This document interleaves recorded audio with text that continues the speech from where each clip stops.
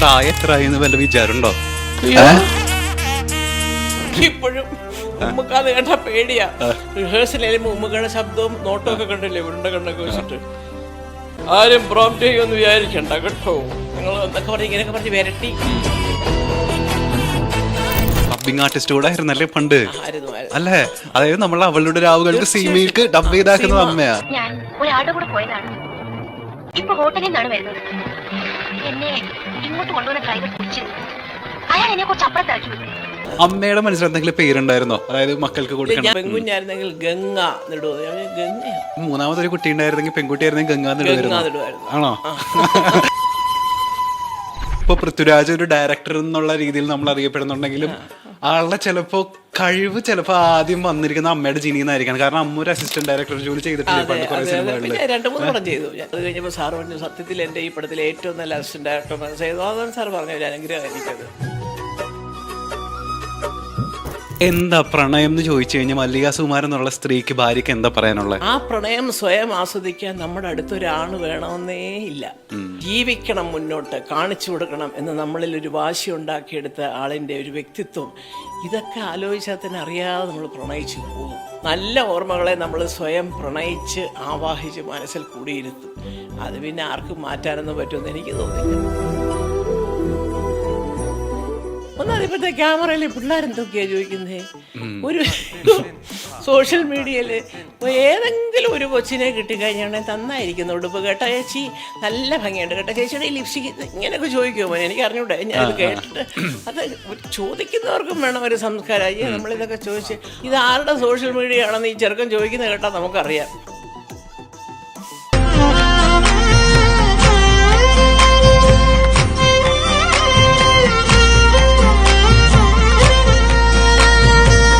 Lakshmi jewellery, Kodungallur, Chalakudy, north Paravur.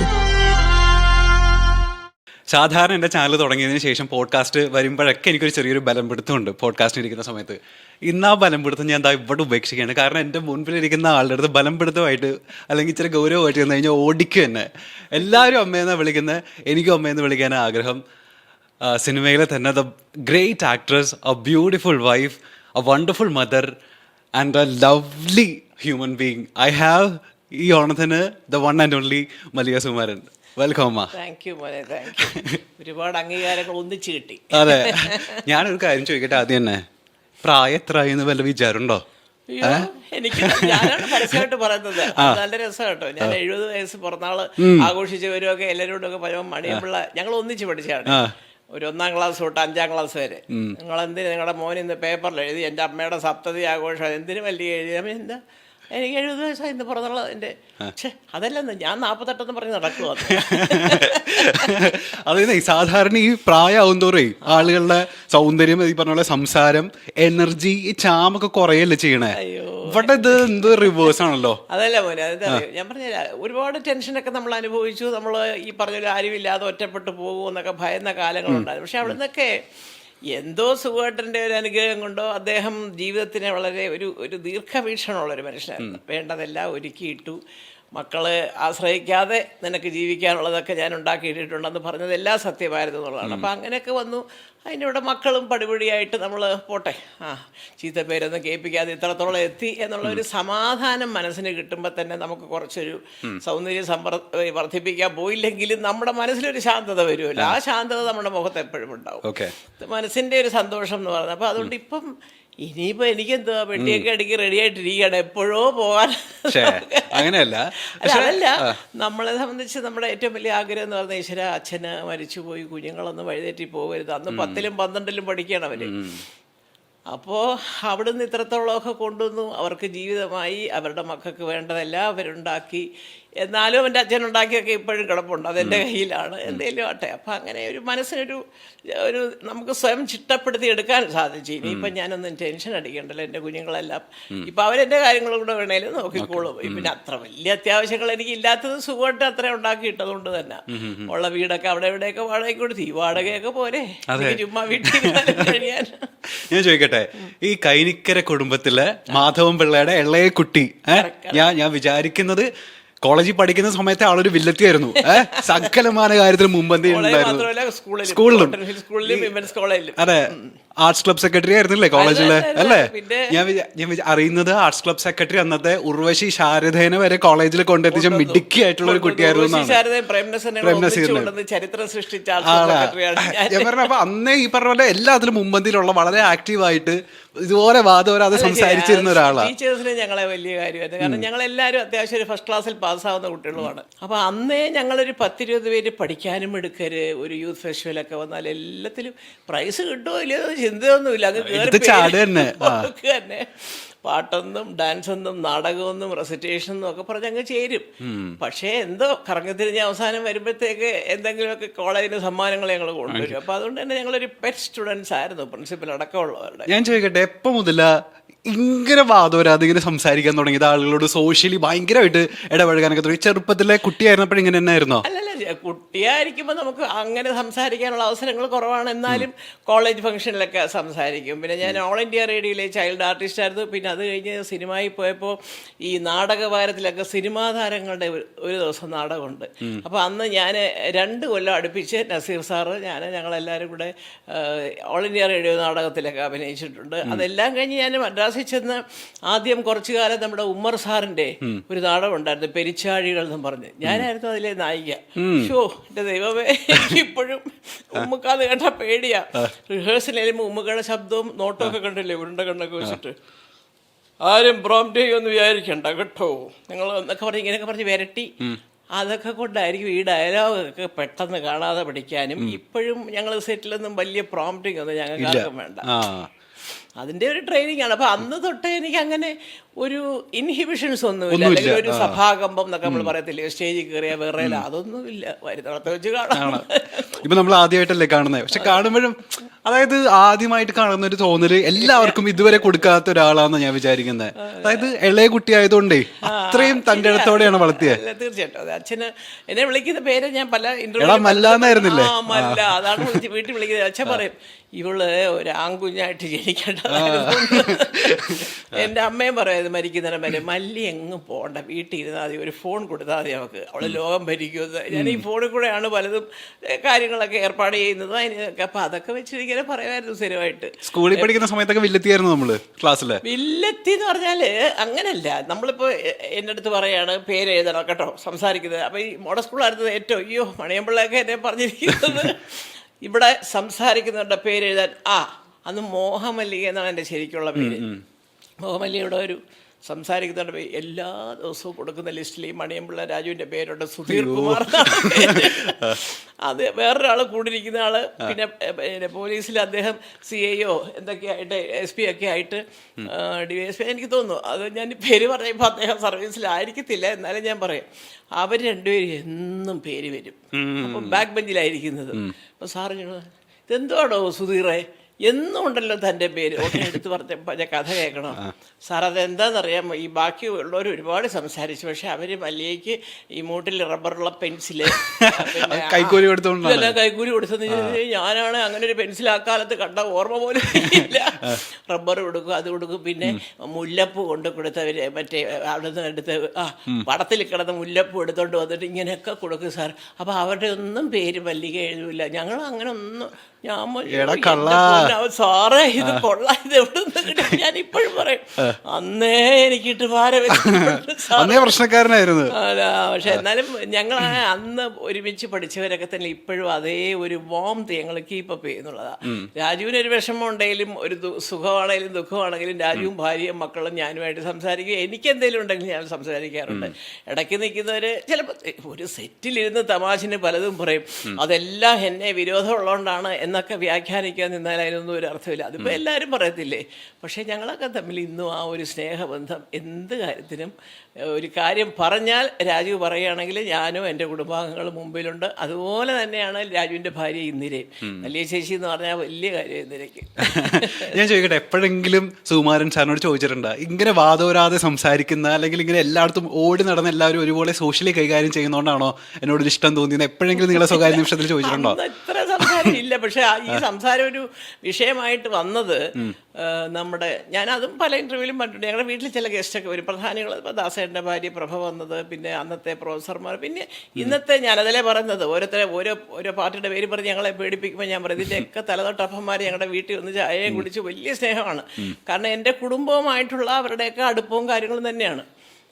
അപ്പം ഞാൻ പറയും എന്തുവാ സുഖേട്ടാ, അവർ വന്നപ്പോൾ സുഖേട്ടനെ ആഹാ അത് ശരി, ആ ഇങ്ങനെയാണോ മിണ്ടുന്നത്, എന്തെങ്കിലും രണ്ടു മൂന്ന് വാക്കൊന്ന് സംസാരിച്ചുകൂടെ എന്ന് ചോദിക്കുമ്പോൾ സുഖേട്ടൻ അയ്യോ ഞാനിന്ന് എൻ്റെ കൂടെ വരുന്നപ്പോൾ തൊട്ട് പോകുന്നിടം വരെ വായടച്ച് വയ്ക്കാതെ സംസാരിച്ചാൽ മേലാൽ ഈ വീട്ടിൽ അവർ കയറത്തില്ല എന്ന് പറയാറുണ്ട്. പക്ഷെ അതല്ല, ഞാനും ഒരു പരിധി വരെ ഇന്ദ്രജിത്തും അതെ. ആരേലും വന്നാലും ചില കുശലം ചോദിക്കുകയോ എടുക്കുകയൊക്കെ ചെയ്യും. പൃഥ്വിരാജ അച്ഛൻ്റെ കൂട്ട, ആ മോനെ ഇതാണ് നമ്മുടെ മറ്റേ എടപ്പാളിലെ മറ്റേ കുഞ്ഞമ്മേട, ആ ശരി തീർന്നു. അവന് പറഞ്ഞതേ മനസ്സിലായി കാണത്തില്ല, എടപ്പാളിലെ കുഞ്ഞമ്മയുടെ അമ്മായിയുടെ എന്നൊക്കെ പറയുമ്പോൾ. കാരണം ഇവനെ തീരെ കുഞ്ഞായിരുന്നുകൊണ്ട് പലരെയും കണ്ടിട്ടില്ല. അപ്പോൾ അങ്ങനെ എൻ്റെ അടുത്ത് ഇന്നലെ രാത്രി വിളിച്ച് പറഞ്ഞു, നമ്മുടെ നടൻ രാമുവിൻ്റെ മകളുടെ കല്യാണത്തിന്, എനിക്കന്നേരം ഈ കാല് വയ്യാതൊക്കെ ഇരുന്നുകൊണ്ട് 2 ദിവസം മുമ്പ് കല്യാണത്തിനൊക്കെ പോയേച്ച് വന്ന് പറയാമേ ഒരുപാട് പേരെ കണ്ടു അപ്പച്ചിയുടെ. ഇപ്പം മനസ്സിലായല്ലോ ഒരുപാട് പേരുടെ പള്ളുണ്ട്, ആരാ എന്താന്നൊക്കെ ഉള്ളത്. ഇന്ദ്രന് കുറച്ച് പേരെയൊക്കെ ഓർമ്മയുണ്ട്, രാജുവിന് ചിലരെ ഒന്നും പെട്ടെന്ന് അങ്ങോട്ട് കണ്ടാൽ ഓർമ്മത്തില്ല. ഇപ്പോൾ ഞാനിങ്ങനെ അമ്മയുടെ ഇന്റർവ്യൂസ് ഇങ്ങനെ റെഫർ ചെയ്ത സമയത്ത് എനിക്ക് ഞെട്ടിക്കുന്ന ഒരു കാര്യം മനസ്സിലായത്, അതായത് ഡബിങ് ആർട്ടിസ്റ്റ് കൂടെ ആയിരുന്നല്ലേ പണ്ട്, അല്ലേ? അതായത് നമ്മൾ അവളുടെ രാവുകൾക്ക് സീമയിൽക്ക് ഡബ് ചെയ്താക്കുന്നത് അമ്മയാ. അവിടം തൊട്ട് പിന്നെ അന്ന് ആ ഡബ്ബിങ് ചിത്രങ്ങൾ ഒരുപാടുണ്ട്. അത് മോനൊക്കെ അറിയാമെന്നറിയില്ല എനിക്ക്. ഈ അഭയദേവ് സാറാണ് അതിന് ഏറ്റവും കൂടുതൽ സ്ക്രിപ്റ്റ് ചെയ്യുന്നത്. കന്നഡത്തിൽ നിന്നും തെലുങ്കിൽ നിന്നും ഒക്കെ നല്ല ശാരദ ചേച്ചിയൊക്കെ അഭിനയിച്ച പടങ്ങളെടുത്ത് മലയാളത്തിൽ ഡബ് ചെയ്യും. അപ്പോൾ അന്ന് ഒരുപാട് പടങ്ങൾ ഈ അഭയദേവ് സാറൊക്കെ മലയാള സാഹിത്യമായിട്ട് ബന്ധപ്പെട്ട് കിടക്കുന്നുണ്ട്. നല്ല ഉച്ചാരണ ശുദ്ധി, അക്ഷരസ്ഫുടത എന്നൊക്കെ പറഞ്ഞ് ഭയങ്കര പഠിപ്പീര. അപ്പോൾ അങ്ങനെ എന്നെ വിളിച്ചു. എനിക്ക് അങ്ങനെ വാസ്തവത്തിൽ ഒരു നല്ല വരുമാനമായിരുന്നു അന്നൊക്കെ എന്ന് പറഞ്ഞാൽ. 1500 രൂപ എന്നൊക്കെ പറഞ്ഞാൽ, അല്ലെ 2000 രൂപ ഒരു ഫുൾ പടം എന്ന് പറഞ്ഞാൽ 1500 രൂപ കിട്ടി കഴിഞ്ഞാൽ ഇന്നത്തെ ഒരു 1.5 ലക്ഷം രൂപ കിട്ടുന്നതിന് സമമാണ്. അപ്പോൾ അതുകൊണ്ട് ഞങ്ങൾക്ക് അതൊരു വലിയ വരുമാനമായിരുന്നു. ഷൂട്ടിങ്ങൊന്നും ഞാനിപ്പോൾ അങ്ങനെ ഓടി നടന്ന് അഭിനയിക്കുന്നത് ആരൊന്നും അല്ലായിരുന്നല്ലോ, എന്നാലും എല്ലാ സംവിധായകരുടെയും കൂടെ വർക്ക് ചെയ്തു.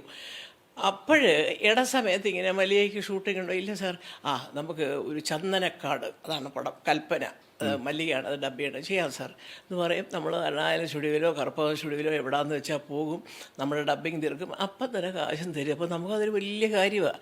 ഓണക്കാലത്തൊക്കെ ഒരു ഡബ്ബിങ്ങോ എല്ലാം കഴിഞ്ഞ് ഒരു 1500 രൂപ കൈ കിട്ടിയാണെങ്കിൽ പൊടിച്ച് വാരും നമ്മൾ. അന്നൊരു നല്ല സാരി വേണമെങ്കിൽ 100, 300, 400 രൂപ മതി. ഇന്നിപ്പോൾ 4000, 40,000 ഒക്കെ ആയിപ്പോയി. അത് സത്യം, നല്ലൊരു രംഗമായിരുന്നു. സീമയ്ക്ക് ഡബ് ചെയ്ത ഏതെങ്കിലും ഡയലോഗ് ഓർമ്മയുണ്ട് അവളുടെ രാവുകളിൽ ഇപ്പൊ പറയാൻ പറഞ്ഞു? അല്ല, ഡയലോഗായിട്ട് അങ്ങനെ എല്ലാവരുടെ കൂടെ ഉണ്ട്. സീമ സുഗട്ടൻ്റെ കൂടെ ഉണ്ട്, സോമേട്ടൻ്റെ കൂടെ ഉണ്ട്, രവികുമാറിൻ്റെ കൂടെ, അത് തന്നെ. അങ്ങനെ ഒരു ഡയലോഗില്ല. എനിക്ക് ആ പാട്ട് സീനൊക്കെയാണ് ഓർമ്മ. കാരണം എന്താ വെച്ചാൽ സുഗട്ടനും IB ശശി സാറും നമ്മുടെ മുരളി മൂസേൻ്റെ പ്രൊഡ്യൂസർ രാമേന്ദ്രനും കൂടെ ഒരു വീട്ടിലാണ് അവരൊക്കെ ആദ്യം താമസിച്ചത്. പിന്നെ സുഗട്ടനും കുതിരോട്ടം പപ്പുവിനും കൂടെ വേറൊരു ഫ്ലാറ്റിലേക്ക് അപ്സ്റ്റെയറിൽ വന്നു. അപ്പോൾ അതിൻ്റെ താഴെ മുറ്റത്താണ് ആ കുടിൽ സെറ്റ് ഇട്ടത്. അപ്പോൾ അതുകൊണ്ട് തന്നെ ഞങ്ങൾക്ക് അവിടെ ചെന്നിരുന്ന് അപ്പോൾ ആ പാട്ടെടുത്തതൊക്കെ എനിക്ക് തന്നെ. അപ്പം ഞങ്ങൾ തമ്മിൽ ഒരു ശകല സ്നേഹമൊക്കെ തുടങ്ങി. ഞങ്ങൾ ജീവിതം സൂക്ഷിച്ച് കൊണ്ടുപോയിക്കോണം, മര്യാദയ്ക്ക് അച്ഛനെ അമ്മയും പോയി കാണണം എന്നൊക്കെ പറഞ്ഞ് മൂപ്പർ ഉപദേശിക്കാൻ തുടങ്ങിയ കാലമാണ്. അപ്പോൾ അങ്ങനെ ഈ പറഞ്ഞതുപോലെ എല്ലാവരും. അപ്പോൾ അങ്ങനെയാണ് ചേച്ചി, അതല്ല എന്തൊക്കെ പറഞ്ഞാലും അവനവൻ്റെ അച്ഛനും അമ്മ എന്നൊക്കെ പറഞ്ഞാൽ അത് പോകാതിരിക്കുന്നതോ അല്ലെങ്കിൽ വിടാതിരിക്കുന്നതോ ശരിയാണെന്ന് ഞങ്ങൾക്ക് അഭിപ്രായമില്ല. അപ്പോൾ ഇങ്ങനെ ഉപദേശങ്ങളൊരു വർഷമായിട്ടേക്ക് തുടങ്ങി. അപ്പോൾ നമ്മളിങ്ങനെ വിഷമിച്ചൊക്കെ ഇരിക്കുന്നുണ്ട്, ശരിയാണെന്നൊക്കെ അറിയാം. ആ സമയത്താണ് ഈ ഷൂട്ടിംഗ് വരുന്നത്. അപ്പോൾ അന്നൊരു ഷൂട്ടിങ്ങിൻ്റെ ഇത് കഴിഞ്ഞിട്ട് ഇങ്ങനെ പപ്പുവേട്ടനും രാമേന്ദ്രനും സുഗേട്ടനും ഒക്കെ അങ്ങ് ഉപദേശമായി എന്നെ, നിങ്ങൾ എന്തിന് ഇതിനകത്ത് കിടന്നിങ്ങനെ വരുന്നത്, പൊക്കൂടെ നിങ്ങൾ പോയി ബാക്കി പഠിച്ച് നിങ്ങൾ വല്ല കളക്ടറൊക്കെ ആയി വരും, മിടിക്കുകയല്ലേ എന്നൊക്കെ ചോദിച്ച് അങ്ങനെ ഒരുപാട് പ്രോത്സാഹനങ്ങൾ ഇങ്ങനെ ഈ സിനിമയ്ക്കിടയിൽ കൂടെ അദ്ദേഹത്തിൻ്റെ തന്നെ കിട്ടുമായിരുന്നു. അപ്പോൾ അങ്ങനെ ഡയലോഗല്ല, ആ പാട്ട് സീൻ എടുത്ത ദിവസം ഫുള്ള് എനിക്ക് ഓർമ്മയുണ്ട്. ഒരു ഭാഗത്തൂടെ പിന്നെ ഉപദേശങ്ങൾ, മറുഭാഗത്തൂടെ പപ്പേട്ട നീ കാര്യം കൂടെ പറ കേട്ടോ മല്ലികേ, കാര്യം പറഞ്ഞു. അപ്പോൾ എനിക്ക് മനസ്സിലാകുന്നില്ല. അപ്പോൾ അന്ന് അവിടെ വെച്ചൊരു ചെറിയ പ്രപ്പോസൽ പോലെ, അങ്ങനെയല്ല, ജീവിതത്തിലൊരു ആവശ്യം വന്നാൽ എപ്പോഴും ഞാനുണ്ടാവും. കാരണം സുഗന്റെ പെങ്ങളുടെ വലിയ കൂട്ടുകാരിയാണ് ഞാൻ. പുള്ളിക്കാരത്തി മരിച്ചു പോയി, ഞങ്ങൾ ഒന്നിച്ച് പഠിച്ച കോട്ടൺ ഹിൽ സ്കൂളിൽ സതി. അപ്പോൾ അങ്ങനെയൊക്കെ വെച്ച കുടുംബകഥയും ഇടയ്ക്ക് വീട്ടിൽ പോയിട്ടുണ്ട്. അന്ന് എനിക്ക് സുകുമാരൻ യൂണിവേഴ്സിറ്റി കോളേജ് പഠിക്കുന്ന ഒരു ചെറുക്കനായിട്ട് അറിയത്തുള്ളൂ, അല്ലാതെ എനിക്ക് അറിഞ്ഞുകൂടാ. സതിയുടെ പിറന്നാളിന് പോയപ്പോഴത്തേക്ക് ഇവരെല്ലാവരും ഉണ്ട്, 3 ബ്രദേഴ്സ് അന്ന് അവിടെ ഉണ്ടായിരുന്നു. അങ്ങനെല്ലാം കണ്ടു പരിചയമുള്ളൂ. പക്ഷേ എന്തു തന്നെയായാലും ശരി, ആ സോങ് ഒരു സീക്വൻസ് അത് കംപ്ലീറ്റ് ആയിട്ട് ഷൂട്ട് ചെയ്തതിന് മുമ്പും പിൻപും ഒരു കരയുന്നതും പിടിക്കുന്നതും അതായത് സീമ പറഞ്ഞ ഡയലോഗ് എല്ലാം ഞാൻ ഡബ് ചെയ്ത, പക്ഷേ ഡയലോഗായിട്ട് അങ്ങനെ ഫുൾ ഡയലോഗായിട്ട് ഓർക്കുന്നില്ല. ഈ ഞാൻ വിചാരിക്കുന്നതേ സാറാണ് പൃഥ്വിരാജ് ഇന്ദ്രജിത്ത് എന്നുള്ള പേര് നൽകിയതെന്നാണ്. അതായത് എന്റെ മക്കൾക്ക് വേറെ ആ പ്രദേശത്ത് ആ പേരുണ്ടാവില്ല ഇത് എന്നുള്ളത്. അമ്മയുടെ മനസ്സിൽ എന്തെങ്കിലും പേരുണ്ടായിരുന്നോ, അതായത് മക്കൾക്ക് കൊടുക്കണം? ഞാൻ കൂടുതലും പെൺകുട്ടിയാണെങ്കിൽ എന്നൊക്കെ പറഞ്ഞു ഇങ്ങനെയൊക്കെ പലതും പ്ലാൻ ചെയ്ത് വെച്ചിരുന്നു.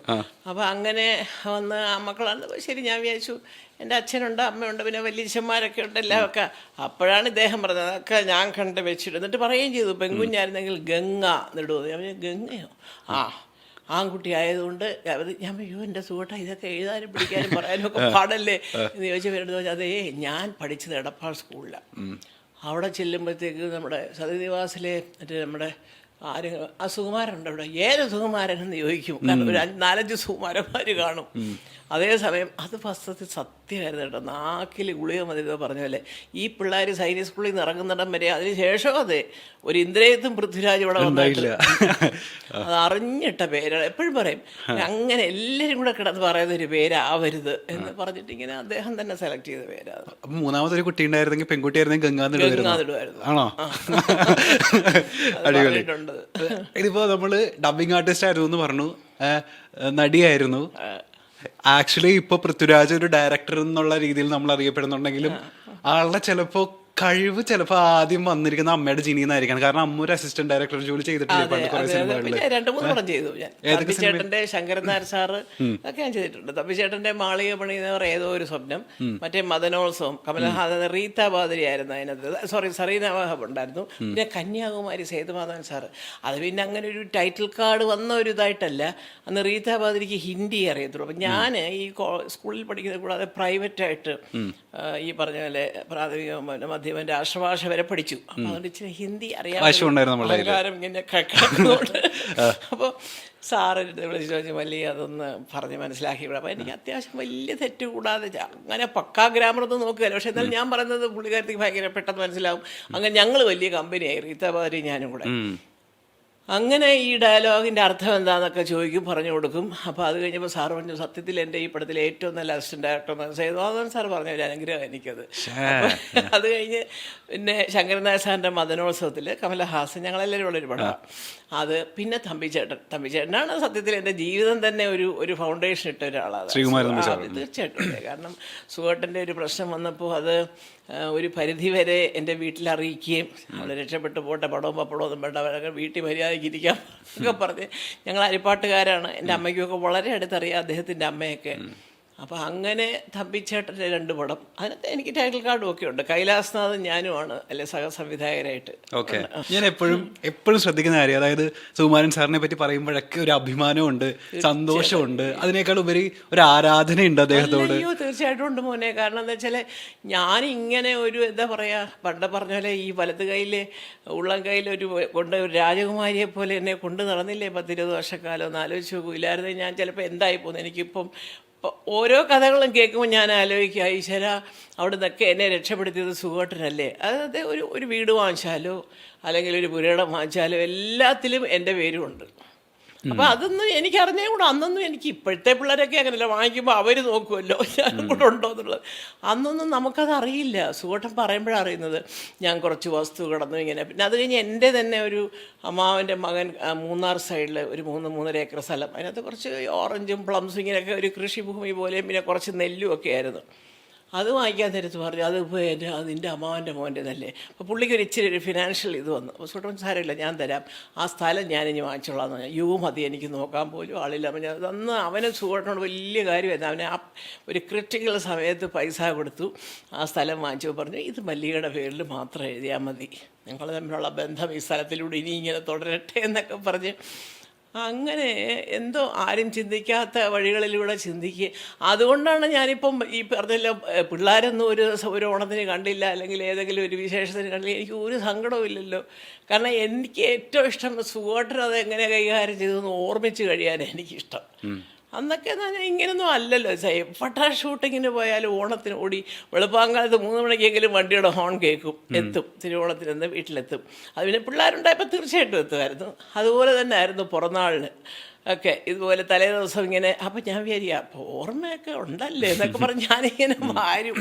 അപ്പോൾ ഇതിങ്ങനെ വെറുതെ അറിയിലൊക്കെ എഴുതിയിട്ടിട്ട് എൻ്റെ പിറന്നാളറിയാം. അല്ലാതെ അദ്ദേഹത്തിൻ്റെ പിറന്നാളിന് അമ്പലത്തിൽ പോക്കുമില്ല, ഒന്നുമില്ല. അതേസമയം എൻ്റെ പിറന്നാൾ വരികയാണെന്നുണ്ടെങ്കിൽ എൻ്റെ കൂടെ തിരുവനന്തപുരത്ത് ഇതുപോലെ കരിക്കകം ക്ഷേത്രം ഒരു അമ്പലമുണ്ട്, ആറ്റുകാലുണ്ട്, തൈക്കാട്, അങ്ങനത്തെ അമ്പലങ്ങളിലൊക്കെ വരും. പക്ഷേ ഈ പറഞ്ഞ അകത്ത് കയറി ഷർട്ടൊക്കെ ഊരി നിന്ന് തൊഴുന്ന പരിപാടിയില്ല. മല്ലികയ്ക്ക് ഒരു സന്തോഷം ആയിക്കോട്ടെ എന്ന് വിചാരിച്ചിട്ട് വരും. അവിടെ വെളിയിൽ നിന്ന് ഇങ്ങനെ കടച്ച് നിന്ന് വെച്ച് ഞാൻ തൊഴുതിട്ട് വരുമ്പോൾ ഞങ്ങൾ ഇനി പോരും. അല്ലാതെ പുള്ളി ഉടുപ്പൊക്കെ ഊരി അകത്ത് കയറി പ്രദർശനം വയ്ക്കുന്ന പരിപാടിയൊന്നുമില്ലായിരുന്നു. നീ ഞാനൊരു ഫിലോസഫിക്കലായിട്ടൊരു കാര്യം ചോദിക്കട്ടെ. തീർച്ചയായിട്ടും. അതിപ്പോ സുഖു സാർ ഇപ്പോൾ നമ്മളെ വിട്ട് പോയിട്ട് ഇപ്പോൾ 27 years ആയി അല്ലേ? അതെ അതെ. ഇപ്പോഴും അമ്മയുടെ ഉള്ളിലൊരു പ്രണയം അമ്മ കാത്തു സൂക്ഷിക്കുന്നുണ്ട് അദ്ദേഹത്തോടുള്ള. എന്താ പ്രണയം എന്ന് ചോദിച്ചു കഴിഞ്ഞാൽ മല്ലിക സുകുമാരൻ എന്നുള്ള സ്ത്രീക്ക്, ഭാര്യയ്ക്ക് എന്താ പറയാനുള്ളത്? ഒരു നിർവചിക്കാൻ ഒക്കാത്ത ഒരു സൈസ് വികാരമാണ് പ്രണയം. ഇപ്പോഴത്തെ പ്രണയം അല്ലെ പ്രേമം എന്നൊക്കെ പറഞ്ഞാൽ രണ്ടുപേര് തമ്മിലുള്ള ഇൻഫാച്വേഷനൊക്കെ വലിയ ദിവ്യ പ്രേമമായിട്ട് അവതരിപ്പിക്കുന്ന കാലമാണ്. അതൊന്നും അല്ല കുഞ്ഞേ. ഈ പ്രണയം എന്നൊക്കെ പറഞ്ഞാലുണ്ടല്ലോ, എനിക്കിപ്പം പല സംഭവങ്ങളും ഈ നാട്ടിൽ നടക്കുന്ന പുച്ഛം തോന്നുന്നത് സ്ത്രീകളോടാണ്. അപ്പോൾ പറയാം ഞാൻ സ്ത്രീ വിരോധിയാന്ന് പറയാം. അല്ല, ഒരു പവിത്രത വേണം പെണ്ണുങ്ങൾക്കാണ്. ആ പവിത്രമായിട്ട് സൂക്ഷിക്കാനൊരു മനസ്സും എല്ലാം ഭഗവാൻ തന്നിരിക്കുന്നത്. ഇപ്പോൾ എന്നെ സംബന്ധിച്ച് എനിക്കൊരു ജീവിതം തന്ന എൻ്റെ സുഖേട്ടൻ്റെ രീതികളും കാര്യങ്ങളും ആലോചിക്കുമ്പം ജീവിതത്തിൽ ഇനി ഇങ്ങനെ ഒരു സ്ത്രീക്കൊരു ഭാഗ്യം കിട്ടില്ല എന്നൊരു വിശ്വാസമാണ് എനിക്ക്. അത്രയും വലിയ കാര്യമായിട്ട് എന്നെ നോക്കുകയും എൻ്റെ ഇഷ്ടാനിഷ്ടങ്ങൾ കണ്ടറിഞ്ഞ് ചെയ്യുകയും, അത് ഈ സുഖിപ്പിക്കൽ പരിപാടിയൊന്നുമില്ല. ഇപ്പോൾ കാണുന്ന പോലെ കയ്യെ പിടിച്ചും കാലെ പിടിച്ചും കെട്ടിപ്പിടിച്ചിട്ടുള്ള പോക്കും കണ്ടാൽ ഉടനെ അതൊന്നുമില്ല. ഇപ്പോൾ അതിനല്ലേ അതൊക്കെ. ഇപ്പോൾ ഉടനെ കണ്ടാൽ ഉടനെ 4 കെട്ടി, അതിന് പിന്നെ വേറെ 4 കഥ ഇതെല്ലാം വരും. അതൊന്നും അന്നില്ല.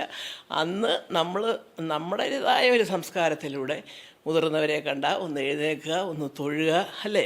ഇപ്പം അത് മാറി ഒരു ഹോളിവുഡും ബോളിവുഡും എല്ലാം കൂടെ ഇങ്ങോട്ടും കൂടെ വന്നിട്ടുണ്ട്. അതെന്തോ ആയിക്കൊണ്ട് പോട്ടെ, അത് ഇവിടെ ആർക്കും വിരോധമില്ലെങ്കിൽ അത് നടന്നുകൊണ്ട് പോയിക്കൊണ്ട് എനിക്കൊരു വിരോധമില്ല. പക്ഷേ സുഖേട്ടൻ്റെയൊക്കെ കാലം ഒരു പരിധിവരെ അതൊക്കെ എനിക്ക് തോന്നുന്നു മമ്മൂട്ടിക്ക് അറിയാമായിരിക്കും. മമ്മൂട്ടി അതാണ് കുറച്ചൊരു റിസർവ്ഡായിട്ട് വെള്ളത്തിൽ നിൽക്കുന്നതിൻ്റെ കാര്യം. അവരൊക്കെ ഒന്നിച്ച് കുറേ പടങ്ങളൊക്കെ അഭിനയിക്കുകയൊക്കെ ചെയ്തതല്ലേ. അപ്പം ഞാൻ പറയുന്നത് ഈ പ്രണയം എന്ന് പറയുന്നത് നമ്മുടെ മനസ്സിൻ്റെ അടിത്തട്ടിൽ നിന്ന് വരുന്ന എന്തോ ഒരു ദിവ്യ ഒരു അനുഭൂതിയാണ്. ആ പ്രണയം സ്വയം ആസ്വദിക്കാൻ നമ്മുടെ അടുത്തൊരാണ് വേണമെന്നേ ഇല്ല. നമ്മളെ സ്നേഹിച്ചിരുന്ന ഒരു വ്യക്തിയുടെ സ്നേഹം, അല്ലെങ്കിൽ നമുക്ക് തന്നിരുന്ന മാനസികമായ ബലം, ജീവിക്കണം, മുന്നോട്ട് കാണിച്ചു കൊടുക്കണം എന്ന് നമ്മളിൽ ഒരു വാശി ഉണ്ടാക്കിയെടുത്ത ആളിൻ്റെ ഒരു വ്യക്തിത്വം, ഇതൊക്കെ ആലോചിച്ചാൽ തന്നെ അറിയാതെ നമ്മൾ പ്രണയിച്ചു പോകും. ആ ഒരു ഓർമ്മകളെ പ്രണയിക്കുന്ന ഒരവസ്ഥയുണ്ട്. എല്ലാ പെണ്ണുങ്ങൾക്കും ഒരു പ്രായമാകുമ്പോൾ കാണും. നല്ല ഓർമ്മകളെ നമ്മൾ സ്വയം പ്രണയിച്ച് ആവാഹിച്ച് മനസ്സിൽ കൂടിയിരുത്തും. അത് പിന്നെ ആർക്കും മാറ്റാനൊന്നും പറ്റുമെന്ന് എനിക്ക് തോന്നുന്നില്ല. ഇപ്പം ഈ ചുമ്മാ ഗുണാന്ന് പേരുമൊക്കെ പറഞ്ഞില്ലാത്ത ബഹളങ്ങളൊക്കെ ഉണ്ടാക്കുന്നവരോടൊന്നും എനിക്ക് ഒരു ബഹുമാനവും ഇല്ല. ഒരു ക്യാമറ കിട്ടി ഒന്നാതിപ്പോഴത്തെ ക്യാമറയിൽ പിള്ളേരെന്തൊക്കെയാണ് ചോദിക്കുന്നത്. ഒരു സോഷ്യൽ മീഡിയയിൽ ഏതെങ്കിലും ഒരു കൊച്ചിനെ കിട്ടിക്കഴിഞ്ഞാണെങ്കിൽ നന്നായിരിക്കുന്നു ഉടുപ്പ്, കേട്ടോ ചേച്ചി നല്ല ഭംഗിയുണ്ട്, കേട്ടോ ചേച്ചിയുടെ ഈ ലിപ്സ്റ്റിക്, ഇങ്ങനെയൊക്കെ ചോദിക്കുമോ മോനെ? എനിക്ക് അറിഞ്ഞൂടെ. ഞാനത് കേട്ടിട്ട് അത് ചോദിക്കുന്നവർക്കും വേണം ഒരു സംസ്കാരം. അയ്യേ നമ്മളിതൊക്കെ ചോദിച്ച്, അത് ഏത് സോഷ്യൽ മീഡിയ ആണെങ്കിലും ഇത് ആരുടെ സോഷ്യൽ മീഡിയ ആണെന്ന് ഈ ചെറുക്കൻ ചോദിക്കുന്നത് കേട്ടാൽ നമുക്കറിയാം, അല്ലേ? ചിലരുണ്ടല്ലോ നല്ല അന്തസ്സായിട്ട് ചോദ്യങ്ങൾ ചോദിച്ചിട്ട് ഉത്തരം പറയുന്നവരുണ്ട്. അപ്പം കാലം മാറിയതുകൊണ്ടായിരിക്കും ഞാൻ ആരെയും അതപ്പോൾ ഇവർ കളവിയായതുകൊണ്ട് സഹിക്കുന്നില്ല. അപ്പം എനിക്ക് ആ രൂപം, ആ ശബ്ദം, മല്ലികേ എന്നുള്ള വിളി, ഇതൊന്നും എനിക്ക് മറക്കാനേ ഒക്കത്തില്ല. ആ ഒരു ഓർമ്മ തന്നെയാണ് എൻ്റെ ഏറ്റവും വലിയ പ്രണയം ഇപ്പോഴും. അങ്കിളിനെ പറ്റി ഓർക്കുന്ന സമയത്ത് മനസ്സിലേക്ക് വരുന്ന ആദ്യത്തെ മണം എന്താ? ആകമൊത്തമുള്ളൊരു വ്യക്തിത്വം. സുകുമാരൻ എന്ന് പറഞ്ഞ വ്യക്തിയെ മൊത്തമായിട്ട് ആവാഹിച്ച് ഞാൻ വെച്ചിട്ടുണ്ട്. അതിൻ്റെ ഒരു പ്രത്യേക മണമോ സൗന്ദര്യമോ കണ്ണോ ചിരിയോ മൂക്കോ ഒന്നുമല്ല എനിക്ക്. സുകുമാരൻ എന്ന് പറഞ്ഞാൽ ഒരു പക്ഷേ അങ്ങനെ ഒരാൾ എനിക്ക് തോന്നുന്നില്ല. ഇപ്പം സിനിമയിൽ അത്രയും ഓപ്പണായിട്ട് സംസാരിക്കാൻ ധൈര്യമുള്ളവർ ഇപ്പം എല്ലാവരും മറ്റുള്ളവർക്ക് വേണ്ടി സംസാരിക്കുന്നവരാണ് കൂടുതൽ. മനസ്സിലായില്ലേ? അപ്പം അതുകൊണ്ട് തന്നെ ആയിരിക്കാം ചിലപ്പോൾ ആദ്യം മുതലേ ഒരു വിമതനായിട്ട് സുഗതനെ കണ്ടതും ഒക്കെ ഒരു റബ്ബലാണ് അദ്ദേഹം എന്നൊക്കെ പറഞ്ഞ് എൻ്റെ കാര്യം പുള്ളിക്ക് അങ്ങനെ ഒരു സുഖിപ്പിക്കൽ വർത്താനാണ്. അതൊരു പരിധിവരെ രാജു അതെ കേട്ടോ. രാജുവിന് ഇങ്ങനെ എന്തെങ്കിലും കള്ളം പറഞ്ഞിട്ട് ആരെങ്കിലും ഒന്ന് സോപ്പിടുന്ന പരിപാടിയൊന്നുമില്ല. അതുകൊണ്ടാണ് അവനൊന്നും കാണാറില്ലല്ലോ. ഈ പറയുന്ന ട്രോളായാലും എന്തായാലും ഒന്നും അറിഞ്ഞൂടാ. ആരെങ്കിലും ഒക്കെ അമ്മ ഇവിടെ വേറെ വല്ല ഉണ്ടോ അതങ്ങനെ ശ്രദ്ധിക്കാറേ ഇല്ല. അപ്പോൾ അത് അവരുടെ ജീവിതം എന്തെങ്കിലും ആയിക്കൊണ്ട് പോട്ടമ്മേ ഇതൊക്കെ പറഞ്ഞങ്ങ് വിടും. കാരണം അവൻ അതിനെക്കാട്ടിൽ കാര്യങ്ങൾ അവൻ്റെ ചിന്തയിലുണ്ട്. അവൻ അതിൻ്റെ പുറകെ നടക്കുകയാണ്. അവൻ അതിനകത്ത് വർക്ക് ചെയ്യുകയും അതിൻ്റെ ഹോംവർക്ക് ചെയ്യുകയും അതിനെപ്പറ്റി കൂടുതൽ പഠിക്കുകയും ഒക്കെ ചെയ്യുന്ന ഒരാളാണ് രാജു. രാജു സിനിമയെപ്പറ്റി വളരെ വളരെ വിശാലമായിട്ട് മനസ്സിലാക്കുന്ന ഒരാളാണ് തീർച്ചയായിട്ടും. ഇന്ദ്രന് വായിക്കുന്ന പുസ്തകം, പക്ഷേ രാജു അങ്ങനെയല്ല, പണ്ട് മുതലേ അതെ. സുഗതനുള്ള കാലം തൊട്ടേ ഞങ്ങൾക്ക് പലപ്പോഴും തോന്നിയിട്ടുണ്ട് ഇവനൊരു ഫിലിം മേക്കിംഗ് ലൈനിൽ പോയേക്കുമെന്ന്. കാരണം അവനെല്ലാം അങ്ങനത്തെ കാര്യങ്ങളൊക്കെ ചോദിക്കുകയും മനസ്സിലാക്കുക, അത് ഇത് മറ്റേത് മനസ്സിലാക്കുക, ഇതെല്ലാം ഇങ്ങനെ കംപ്ലീറ്റ് ആയിട്ട്. പണ്ടൊക്കെ അത് കുഞ്ഞായിരിക്കുമ്പോഴത്തേക്ക് ഇങ്ങനെ ഹെലികോപ്റ്റർ ഷോട്ടൊക്കെ കാണുമ്പോൾ എങ്ങനെയാ ചായ ക്യാമറ കൊണ്ട് അന്നൊക്കെ ചുമ്മാ വെറുതെ ചോദിക്കുമായിരുന്നു. അപ്പോൾ എന്നിട്ട് പറയും, അപ്പോൾ ഈ ഹെലികോപ്റ്റർ എങ്ങനെ സിനിമയ്ക്ക്? അപ്പോൾ ചേട്ടാ സിനിമയ്ക്ക് വേണ്ടി ഉണ്ടാക്കുന്ന ഹെലികോപ്റ്റർ അല്ല മോനെ, ഇപ്പം തന്നെ കണ്ടിട്ടില്ലേ നമ്മൾ? അപ്പോൾ ഞങ്ങൾ അന്നൊക്കെ പോകുമ്പോൾ ഈ മരുന്നൊക്കെ അടിക്കുന്ന ഹെലികോപ്റ്റർ കണ്ടാ, ഇങ്ങനത്തെ ഹെലികോപ്റ്ററൊക്കെ അവർ റെൻറ്റിനെടുത്തിട്ട് ചെയ്യും എന്നൊക്കെ പറഞ്ഞാൽ അന്നും കൊച്ചു കൊച്ചു കുഞ്ഞുങ്ങളുടെ സ്വാഭാവികമായിട്ട് തോന്നുന്ന സംശയങ്ങൾ ചോദിക്കുമായിരുന്നു.